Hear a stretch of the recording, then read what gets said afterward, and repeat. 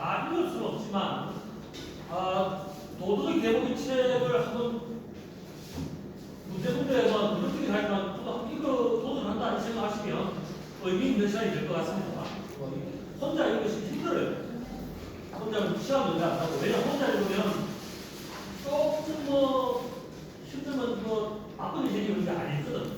그러려면 한 3, 4일 일주일 가도 그 다음부터 핑계 먼지만 잡고 쌓이게 되는 건데 이 기회를 빌어서 미리 또 궁금하신 분, 미리 읽으신 분도 없고 같이 또 읽어보고 또 서로 공유할 수 있는 부분이 뭐가 있는지 또 서로 차이가 어떤 의미 차이가 나는지 하게 되고 괜찮을 것 같습니다.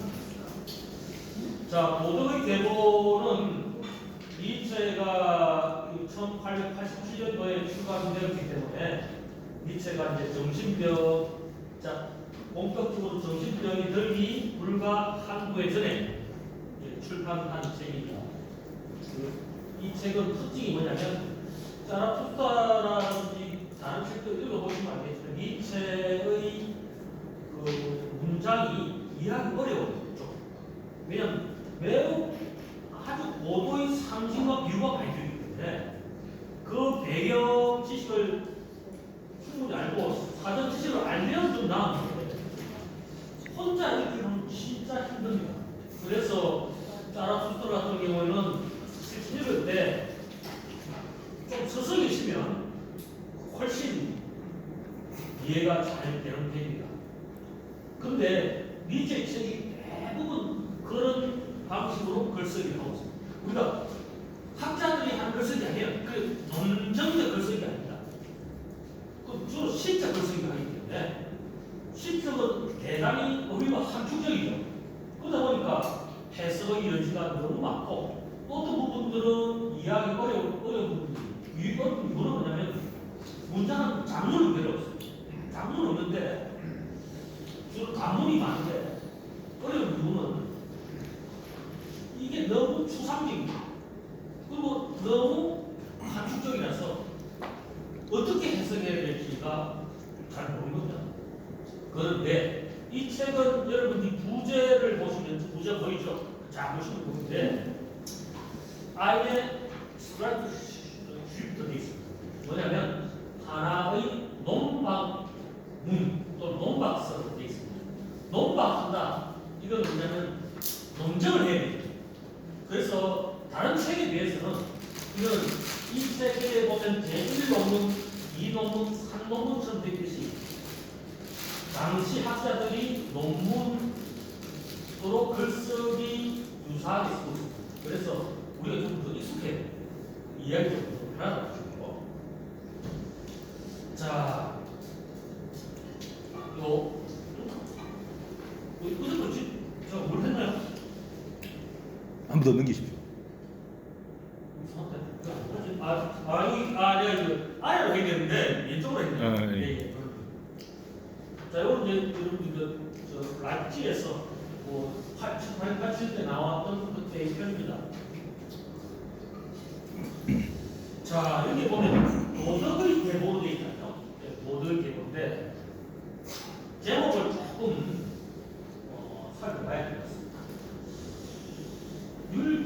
니체가 윤리학자냐 그것도 아닙니다. 왜 도덕이라는 말을 나왔을까? 이게 도덕이라는 말은 그냥 도덕 규모 이렇게 생각하시면 돼요. 그 당시 우리가 일상으로 쓰는 도덕이에요. 이 도덕이 왜 도덕에 초점을 맞췄을까? 대부분 사람들은 이 도덕 규범에 따라서 활동하죠. 여러분도 어떻습니까? 이렇게 거짓말을 하지 마라, 약속을 지켜라, 도둑질을 하지 마라. 이건 늘 몸에 이렇게 익히고 살아가면서 그런 날 행동하지 않습니까? 우리가 내가 도둑질할 때 뭐가 놓습니까? 아무도 안 보고 있다 하더라도 가슴 한쪽에서 뭔가 찝찝하고 뭔가 잘못됐던 알고 있거든요. 그러니까 이 도덕이 우리의 행동을 규제하는 원리다 이렇게 보시면 되겠죠. 그럼 19세기 유럽인들은 이런 그리스도교의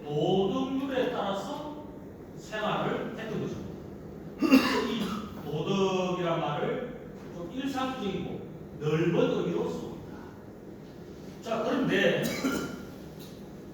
도덕이랑 같이 판단해야 돼. 같이 판단. 그러니까 무엇이 선이고 악인지 판단해. 이 같이 판단이죠. 선악이라는 것은 가치의 높낮이를 저울지 않다. 그러니까 같이 판단하는 것이죠. 자, 여러분들이 시장에 물건을 살 때도 같이 판단하죠. 행동할 때도 같이 판단하는 거 아니겠습니까? 어떤 것이 내가 선인지 악인지 판단하는 거 아니겠습니까?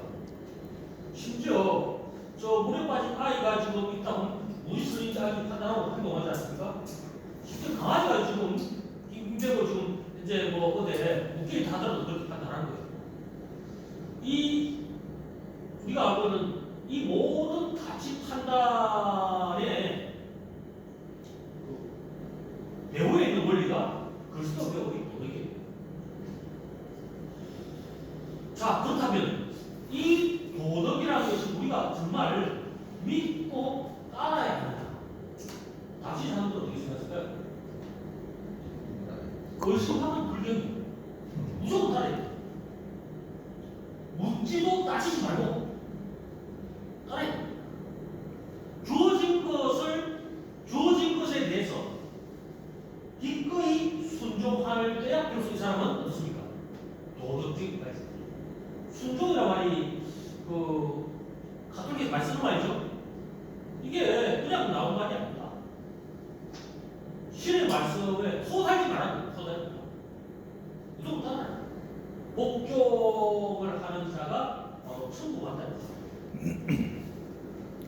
그런데 이제는 보기 이 우리가 오늘날 이 도덕이라는 것이 과연 어떤 의미가 있고 어떤 가치가 있고 어떤 역할을 하고 있는지 이게 본인이 좀 방골 기질이 있었는지 여기에 대해서 그것을 따져봐야 합니다. 그런데 이 도덕적 의미들이 그러니까 대표적인 선거학입니다. 의미들이 옛날에도 그랬을까? 옛날에도. 그래서 역사적인 관점에서 이 도덕적 의미들의 발생적 기원을 살펴보고 그 발생적 기원을 살펴보는 방법을 우리는 계보학이라고. 계보학을 줄이면 보학. 들어보셨죠? 보학이 뭔지 아시죠? 18세기의 조선의 승리들이 온통 매달린 게 18세기 보학입니다. 보학이면 족보 연구를 우리는 보학입니다. 우리나라에서는 우리 조선교회에서 그걸 보학입니다. 그래서 보학은 우리의 조상들이 누구를 찾아가는 거 아니에요. 그럼 몇세서 딱 보면 우리의 중시조가 이분이고 우리의 시조가 이분인데 시조들이 다 어떤 분들이요? 어떤 분들입니까? 네? 베스라드는 그렇죠. 아니 우리 조상이 하찮고 보살금 사람이라는 걸 밝히는 게 뭐가 중요하겠습니까? 그럼 숨기지. 그렇죠? 우리 조상이 진짜 위대한 인물이고 그리고 한 자리 하시고 또 그 고에서 똥똥을 삽니다. 이런 위대한 조상의 나 구속이야. 내 피가 얼마나 중요한지 알겠지? 우리의 피가. 그러면 우리 가문이 어떤 가문도 남부럽지 않는 떳떳하고 자랑스러운 가문이야. 자식들하고. 알겠지? 이렇게 된 거 아니겠습니까? 그게 보학입니다. 사실 보학이 가짜가 엄청 많아요. 가짜가. 당시 이제 18세기, 19세기 때 그 보학에 끝날 때는 이 가짜를 가려내는 건 많이 했다고 봅니다. 그 조상들과 행태를 쓰는 걸 보입니다. 그런데 이 계보학은 니체의 계보학은 전혀 정반대 관점에서 보고 있습니다. 우리가 보학은 어떻습니까? 이 보학은 서양에 있어요. 서양의 우리 가문이 어디입니까? 그러면 윌리엄 포칸이라는 유명 중세와 근대 초기 사이에 차도 있어요. 윌리엄 오캄이 멤버들 들어보셨죠? 이때 윌리엄 오캄이라는 것은 오캄 지방의 윌리엄이라는 것이에요. 오캄이 우리가 같은 어디에 공간 서양의 독일의 폰 뒤에 나오는 그 저기 가문이에요. 폰 나오면 다 뒤죠. 뭐 토마스 폰, 마켓스미드 이런 자, 그래서 요 보학은 뭐냐면 지금 우리가 뭐 그저 평범한 집안이지만 우리의 조상들은 이렇게 위대해. 이걸 보여주는 게 보학이거든요. 근데 대보학은 지금 우리가 따르고 있는 이 도덕률은 우리에게 엄청난 압력을 가하고 있는데 그 정도로 이게 무슨 진짜 이걸 다른 의미가 있을까? 근데 역사적 발생적 기원을 찾아보니까 하찮고 볼품없고 쓰잘데없는 것이더라. 이건 이게 뭐야? 개화는 그게 보학은 위력을 더 크게 바뀌고 이거는 이렇게 지금 우리에게 엄청난 뭔가 의무를 강요하고 하는 이것들이 실제로는 아무도 아니야 그거. 요거를 보여주는 게 니체의 개화고 여기에 이제 여러분들이 푸코에 보면 감시학처럼 이게 정상 비정상 요거 하면서 그렇게 개화 프로를 바뀌는 거야. 자, 그게 이제 기원을 바뀌어야 되는데 요 부분에서 이제 우리가 뭐냐면 니체가 이 발상의 신선함과 특이함 그리고 이 분석에 매우 의미 있는 것입니다. 이 개화학이 나중에 프랑스의 철학 구조주의자들뿐만 아니라 여러 학문에 영향을 미쳤습니다. 이거는 그 주제가 영향을 미치는 게 아니고요. 연구 방법 많이 미쳤습니다. 자, 여기 이제 우리 책을 제목을 한번 볼까요? 자, 목차를 보겠습니다. 목차를 보면 목차를 구성을 본다고 이제 처음은 첫 번째 논문, 두 번째 논문, 세 번째 논문인데요. 첫 번째 논문이 이제 제목이 선과 교훈과 낙법이 되죠. 여기에서는 뭐냐면 우리는 선과 악, 선은 추가돼 악은 폐해됩니다. 근데 이 니체의 분석의 대박 분석에 의하면 선은 나쁨과 연결되고 고대간 도덕으로 보면 악은 교훈과 연결됩니다. 그럼 뭡니까? 도덕의 전복이 일하죠. 그게 전도가 도덕의 전도가 그걸 도덕이 전도됐다는 거예요. 이 도덕이 종이 악이 되고 나쁨이 선이 되는 거예요. 요렇게 되는데 결정적 역할을 한 집단이 뭐냐? 유대인.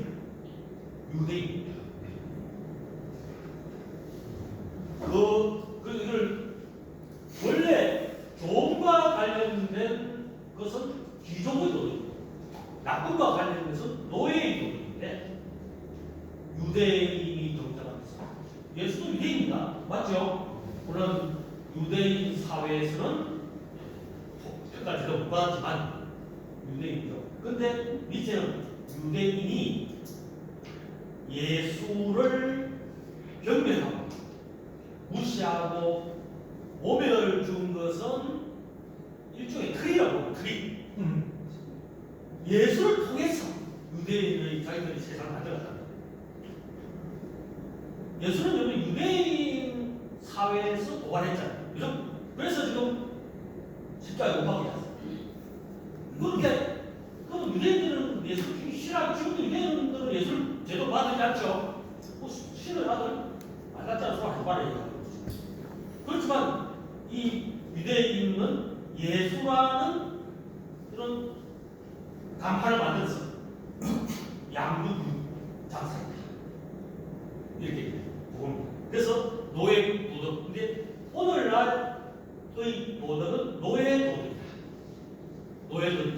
어떻게 성행했는지를 개괄적으로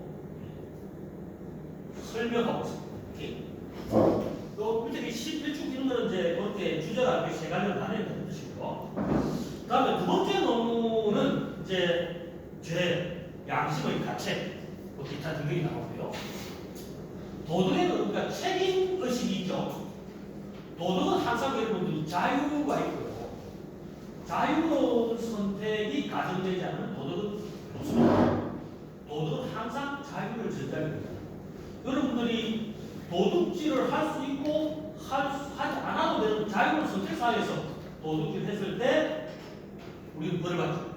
그런데 내가 누군가의 강요해서 누군가 총을 버리면 손치고 야 저거 빨리 훔쳐. 그럴 때는 여러분들이 선택의 여지가 없기 때문에 법원에 가면 무죄가 됩니다. 그래서 항상 도덕에는 자유가 가정되어 있습니다. 근데 자유의 무게만큼 책임의 무게도 다르죠. 자유로운 선택을 했습니다. 주식에서 이 회사의 주식을 사거나 회사의 주식을 살 때 우리는 어떻습니까? 대박도 내 것이고 쪽박도 내 것이에요. 대박만 내 것이고 쪽박은 늘 당신의 것이 되면 안 되죠. 항상 선택에는 그 혜택과 부담을 동시에 지립니다. 그게 책임인데 이 도덕의 책임 문제를 니체는 채무자와 채권자의 거래관계로 파악하면서 책임의식을 일종의 채무의식으로 의의한다. 그리고 그 다음에 이 채무의식이 재의식과 연결되어 있음을 문학으로 구성합니다. 그래서 자 재의식이 구체적으로 표현된 것이 양심의 가치입니다.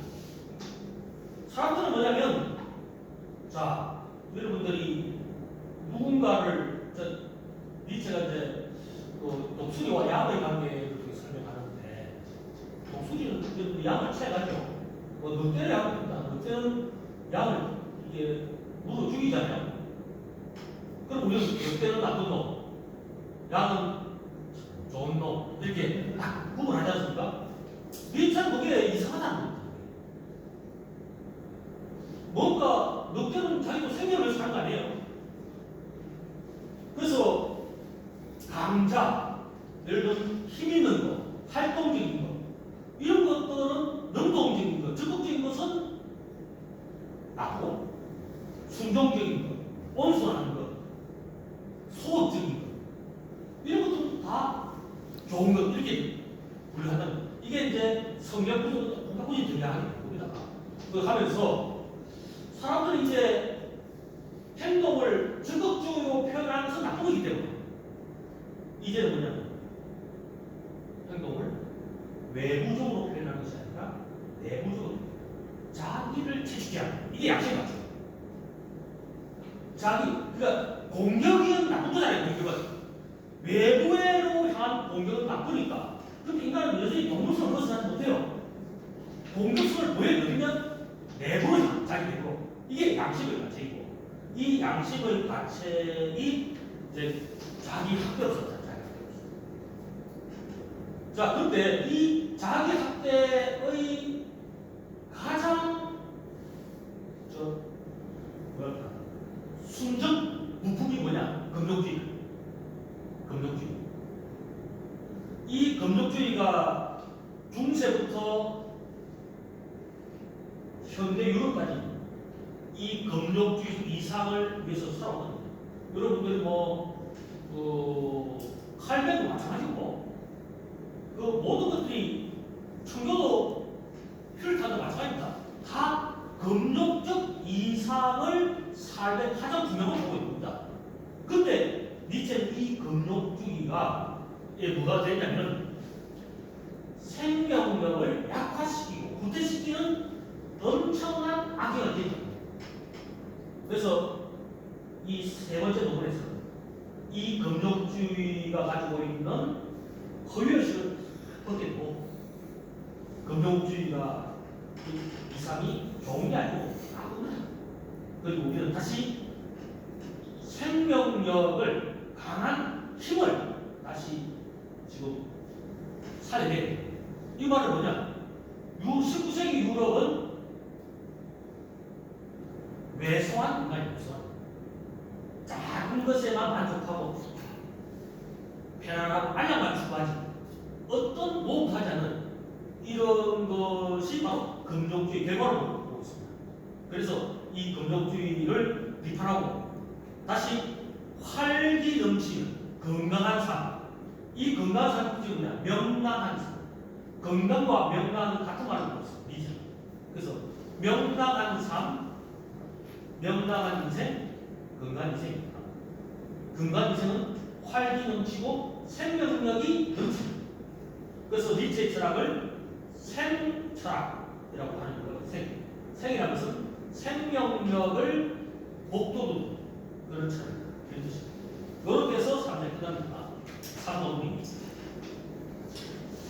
자, 이렇게 했는데 저희들이 아까 전에 말씀드렸듯이 첫 번째 논문은 한 2주에 걸쳐서 하겠습니다. 2주에 걸쳐서. 두 번째 논문은 4주차, 그리고 세 번째 논문은 5주차. 이렇게 진행을 할 예정입니다. 곧 하시면 될 것 같고.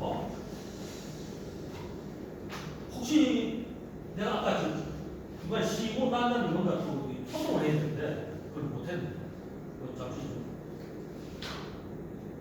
그럼 혹시 뭐 하실 말씀 있으면 질문도 좋고 또 다른 의견도 좋고 불만도 어떻게 좋습니다. 저는 뭐 거기에 대해서 괜찮습니다. 혹시 뭐 궁금한 거 어려운 질문 뭐 이상한 거 이거 내가 말씀하실게요. 예. 20대 아니 계셨던 제가 40대에 계셨는데 네. 그때 뭐좀 아픈 일 있으셨나요? 그런 건 전혀 없었고요. 그때는 아마 앞만 내다보고 다니는 그 뜻이었고, 이제 오늘도 삶의 중간이 되면서 약간 이런 우리가 좀 놓치고 있는 것들을 본다는 데서 보니까 또 다르게 저는 혹시 젊었을 때 읽었던 책들도 좀 다르게 느껴져요. 그때는 왜 이것밖에 보지 못했지 하는 게 있어요. 예, 그런 의미에서 아마 저는 지금은 미치를 아주 좋아하고 있습니다. 네.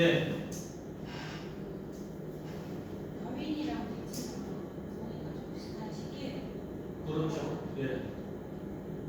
뭐라 그러지? 그런 신중시의 실대적인 어떤 내려오는 세계의 균열이 네. 니체가 균열의 좀 시작이야. 그리고 다윈이 먼저 그 이전에 뭔가 이렇게 세계를 균열시키는 서로가 서로에게 어떤 영향을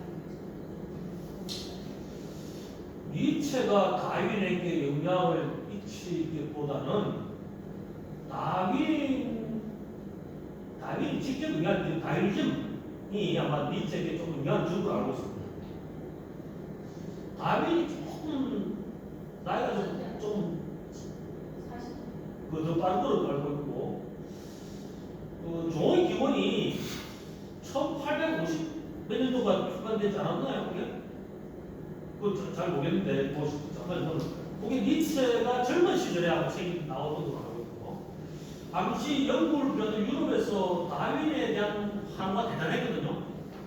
그 다윈이즘이 니체에게 영향을 줬고요. 니체는 영향을 받으면서도 다윈에 대해서 부정적 평가를 했습니다. 부정적 평가를 했습니다. 여기 보면 1논문에 보면 영국의 심리학자들 나오는데 그 심리학자들이 영향받은 다윈의 영향을 받은 거에 대해서 부정적 평가하고 그거는 나중에 본데 가서 조금 더 언급합니다.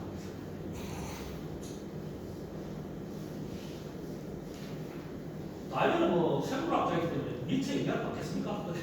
그게 맞지는 않을 것 같습니다. 철학이라는 것은 여러 학문의 영향을 받기 때문에 그런 가능성이 더 높죠.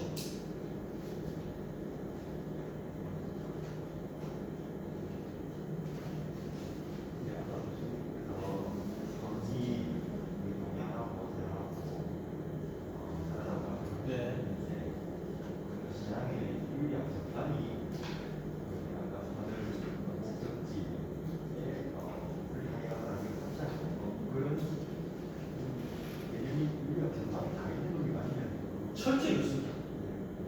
서양 전체가 서양 윤리학은 착하다는 말은 전혀 없습니다. 이 선을 구현하거나 실현하기 위해서 덕이 필요하다고 합니다. 덕. 그래서 덕을 쌓아야 돼요. 그 미덕을 쌓는 것, 좋은 품성을 우리가 만드는 것. 여기 우리 교육도 인성교육이 뭐 덕을 만드는 거예요. 품성이 대표적인 여러분들이 그리스사의 사주덕이 지혜, 용기, 절제, 정의 이런 거 이게 사주덕입니다. 이 덕이 여러 덕이 있지만 이 네 개의 기둥이 되는 덕이 대표적인 덕이 뭐죠?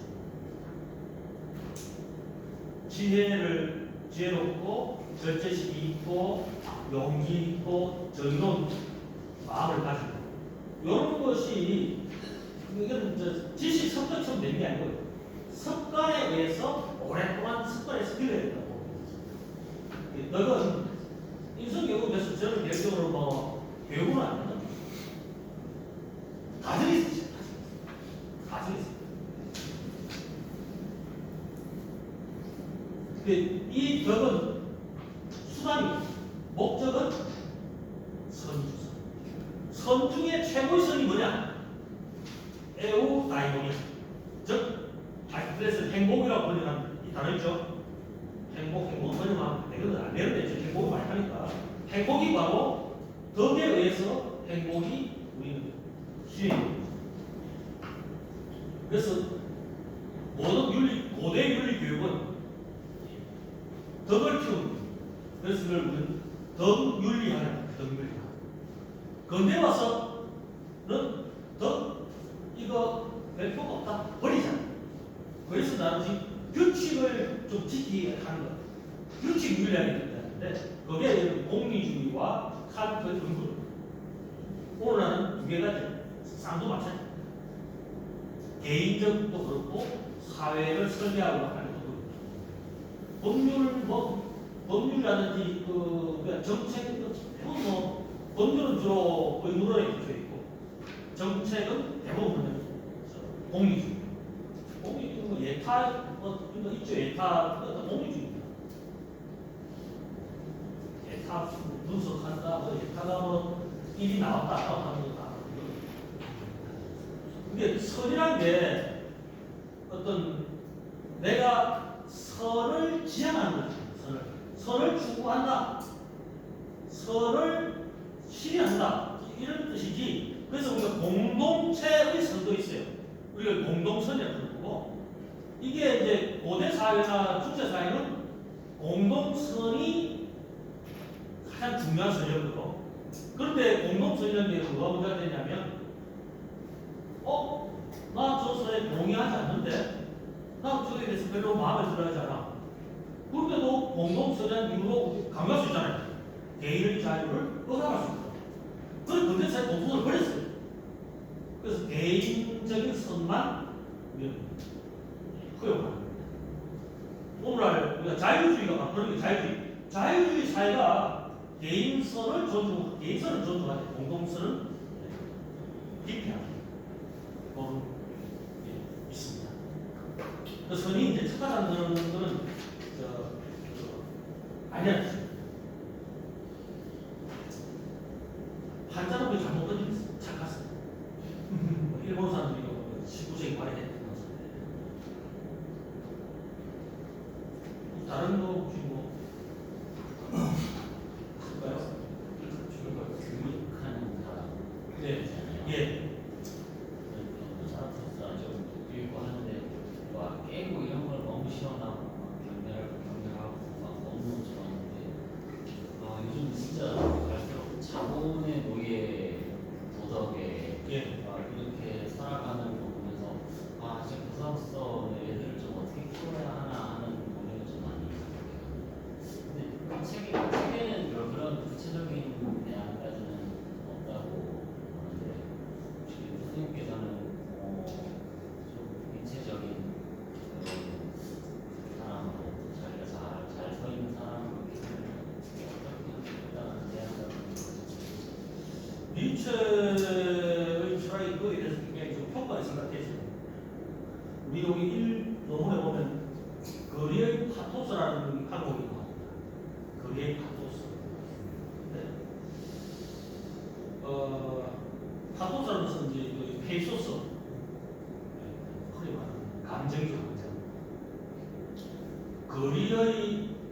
파토스라는 말은 거리를 두는 거리감이에요. 거리감. 우리 문학 이론에 보면 낯설게 하니 이렇게 하나 있죠. 낯설게.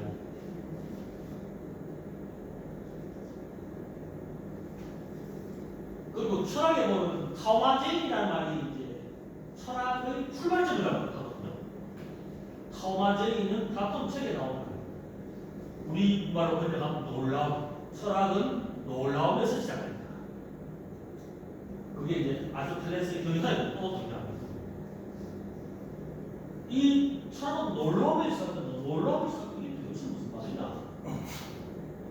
놀란다는 게 무엇일까? 내가 놀랐다. 이 갑자기 예기치 않은 사건을 만났을 때 놀라기를 하죠.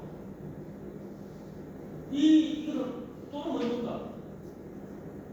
우리를 압도할 만한 어떤 엄청난 그 광경을 봤을 때, 근데 철학에서 놀라움이라는 것은 일상의 일, 진부한 일, 우리가 늘 길을 가면 어떻습니까? 길 앞에 놓인 것들에 대해서 주목하지 않죠.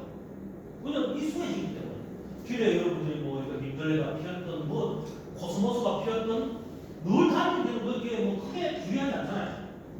이게 삶의 진보화 과정인데 모든 삶은 진보화라는 과정을 받게 될 수가 없어요. 근데 이 진보화라는 것은 익숙하고 친숙해지는 과정입니다. 익숙하고 친숙한 것이 진보합니다. 아까 말하면 우리가 자본주의 논리에 우리가 너무나 익숙해져가지고 그런 것에 별 거리낌 없이 그냥 따라간 거예요. 요즘은 돈이 최고 아니겠습니까? 돈이라 하면은 뭐 우리가 내가 한 2012년도가 13년도가 서울 교육청에서 그러니까 고등학생이 10억 주면 문제도 져지겠다고 그런 조사가 그래서 감옥 가는 거 좋다 나는 10억 좀 감옥 게 이게 돈이 인생의 최고 가치가 아니겠는 것이겠죠. 요즘 학생들 저도 대학에서 학생들 보면 요즘 학생들은 거의 돈입니다. 예. 모든 걸 돈으로 이제 보고 있고 그에 대해서 특별하게 겉으로라도 그거는 아니기로 하니 이제 노골적으로 직설적으로 하고 있습니다. 저는 이제 그런 입장에서 본다면 우리가 그런 것에 대해서 진보화 과정에서 듣져버렸다. 그러면 이걸 뭐냐면 카오마제이 즉 니체로는 그레이 파토스라는 것은 이것을 낯설게 만드는 과정이 있어요. 이건 자기가 의도한 거예요.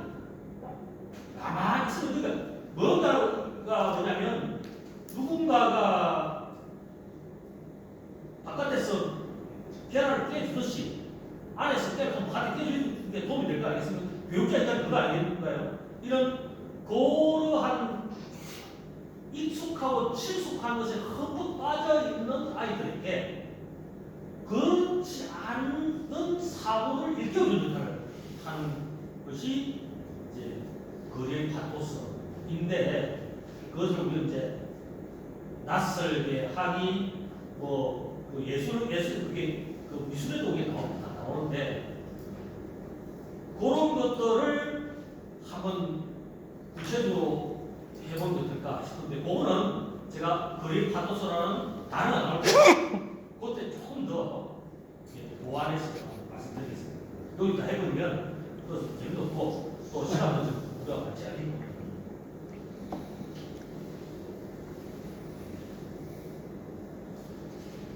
이 놀라움이라는 것은 뭐냐면 익숙한 것이 낯선 것으로 될 때 놀랍니다. 익숙한 것이 익숙하고 친숙한 것이 갑자기 낯선 것으로 다가올 때 놀랍니다. 이 놀라움을 경험할 때 비로소 철학적 사고가 시작된다는 거죠. 그 말을 플라톤이나 아리스토텔레스가 하는 겁니다. 그게 이제 철학에서 오늘날 대학은 철학에 이론만 전공 공부한다 그랬습니까? 철학은 나는 어떤 뭐랄까 과학이라기보다는 태도 이런 거가 많이 많이 연결돼야 돼요. 태도와 자, 요거 됐죠? 또 넘어가고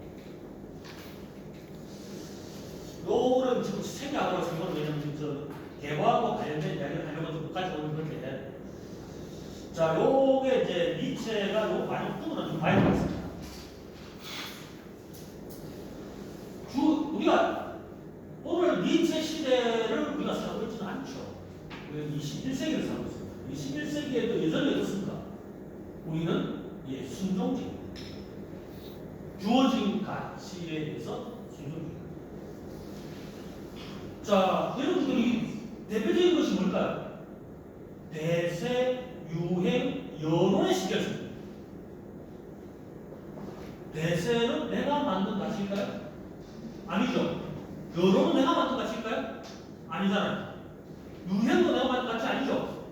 우리는 유행에 떨어지거나 대세에서 밀려나거나 여론과 동떨어진 사고를 할 때 저 미친놈 아이가? 저 시대착오적인 놈이네 라고 이야기하잖아요. 그럼 우리는 뭐냐면 우리는 항상 다수에 묻혀가기로 해요. 다수에 묻혀. 이게 뭐냐면 주어진 가치에 대한 순종적인 태도. 요거를 존 스튜비는 노예 근성이라고 이야기합니다. 노예 근성.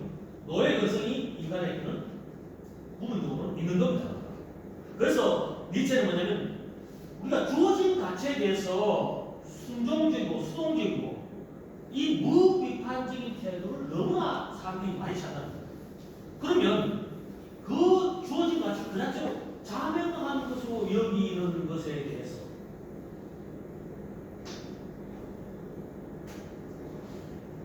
제동을 걸고 그에 대해서 비판적인 태도를 한번 취해보자.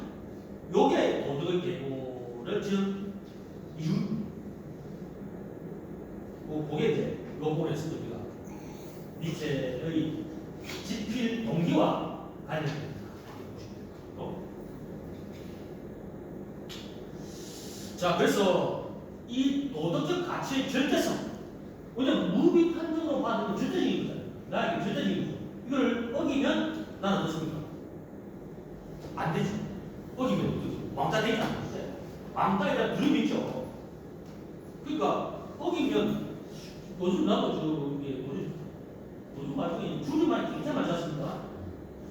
이거 너무 많으니까 내가 못 따라가겠더라고.